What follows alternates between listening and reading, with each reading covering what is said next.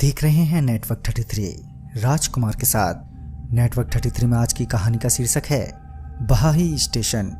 लेकिन इस कहानी में आगे बढ़ने से पहले अगर आपने हमारा चैनल अभी तक सब्सक्राइब नहीं किया है तो कर लें और साथ ही बेल आइकन को भी जरूर दबाएं। तो चलिए बढ़ते हैं आज की कहानी की ओर। ट्रेन के बार बार रुकने से ट्रेन में सवार यात्रीगण काफी परेशान हो रहे थे।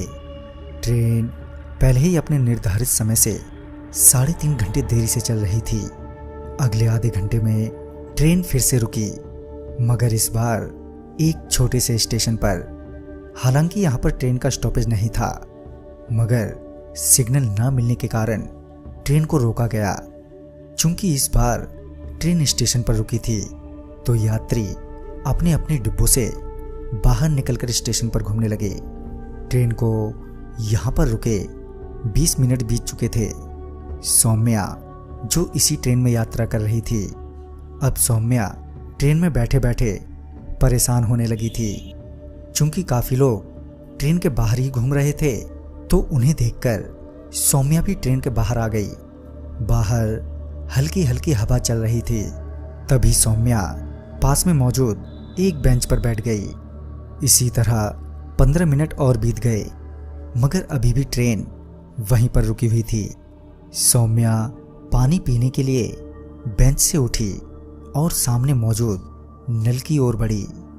सौम्या पानी पी ही रही थी कि उसे ऐसा लगा कि किसी ने उसका नाम पुकारा हो। सौम्या ने अपने आसपास देखा, मगर वहां पर कोई नहीं था।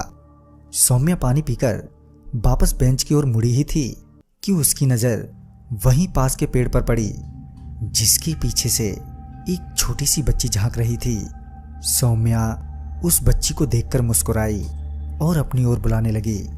सौम्या को मुस्कुराता देख वो बच्ची भी मुस्कुराई, मगर वो बच्ची अभी भी उसी पेड़ के पीछे ही खड़ी थी।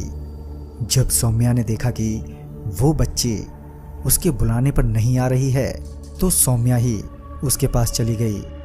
जब सौम्या उस बच्ची के पास पहुंची तो उस बच्ची ने कुछ बोला, मगर सौम्या को उस बच्ची की बात समझ में नहीं आई।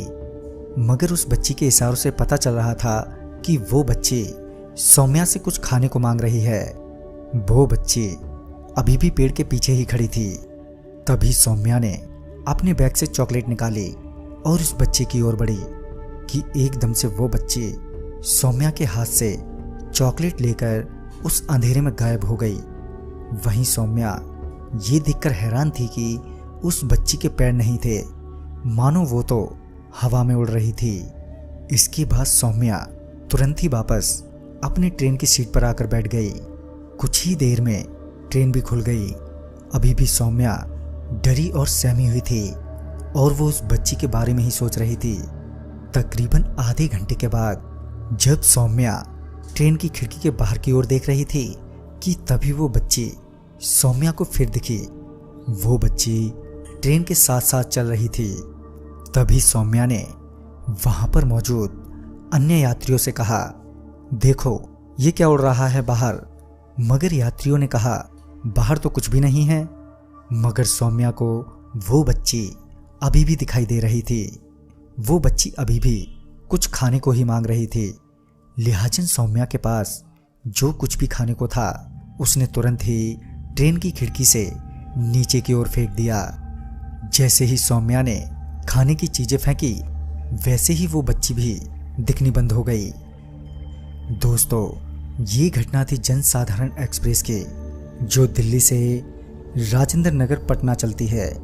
वह स्टेशन था बहाही स्टेशन, जहां पर ट्रेन रुकी थी। तो दोस्तों, इस कहानी में बस इतना ही। अगली कहानी के साथ मैं आपका दोस्त राजकुमार जल्द ही लौटूंगा। तब तक के लिए बाय एंड टेक केयर।